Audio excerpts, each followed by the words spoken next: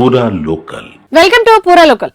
YouTuber Anvesh పై నమోదైన కేసులో కీలకం పరిణామాలు చోటు చేసుకుంటున్నాయి. ఈ కేసు దర్యాప్తును పంజాగుట్ట పోలీసులు వేగవంతం చేశారు. అతను చేసిన అభ్యంతరకర అనుచిత వ్యాఖ్యల తాలూకు వీడియోలను క్షుణ్ణంగా పరిశీలించాలని నిర్ణయించారు. ఈ క్రమంలో అన్వేష్ కు సంబంధించిన సోషల్ మీడియా అకౌంట్లపై ఆరాలు తీస్తున్నారు పోలీసులు. నా అన్వేష్ ఛానల్ తో ప్రపంచ యాత్రికుడు ఆటగాడిగా పాపులారిటీ సంపాదించుకున్న అన్వేష్ సోషల్ మీడియాలో వివాదాస్పద వ్యాఖ్యలు చేశారంటూ సినీ నటి బీజేపీ నేత అయిన కరాటే కళ్యాణి పోలీసులకు ఫిర్యాదు చేశారు.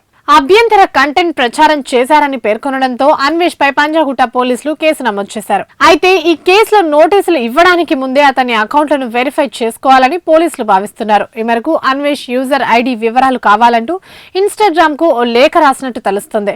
తద్వారా వారిచ్చే వివరాలతో అతని అకౌంట్లను పరిశీలించనున్నారు. ఇప్పటికే అన్వేష్ పై ఖమ్మంలోని ఖానాపూర్ హవేలీ పిఎస్ లో ఓ కేసు నమోదైంది. భక్తుల మనోభావాలు దెబ్బతినేలా హిందువులు పూజించే సీతాదేవి, ద్రౌపది దేవి పట్ల అసభ్యకరంగా వీడియోలు చేశాడని ఓ వ్యక్తి ఫిర్యాదు చేయడంతో కేసు నమోదు చేసి దర్యాప్తు జరుపుతున్నారు.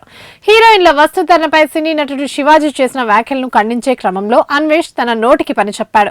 హిందూ దేవతల ప్రస్తావనతో వ్యాఖ్యలు చేశాడు. ఈ వ్యాఖ్యలను హిందూ సంఘాలు తీవ్రంగా ఖండిస్తున్నాయి. అన్వేష్ ను దేశద్రోహిగా ప్రకటించాలని, వెంటనే భారత్ కు రప్పించి శిక్షించాలని కోరుతున్నాయి. అదే సమయంలో అతన్ని అన్ఫాలో కొడుతూ నెట్టింట మినీ ఉద్యమమే నడిపిస్తున్నారు. ఇవి ఇప్పటి వరకు అప్డేట్స్. మరిన్ని అప్డేట్స్ కోసం చూస్తూనే ఉండండి పూరా లోకల్.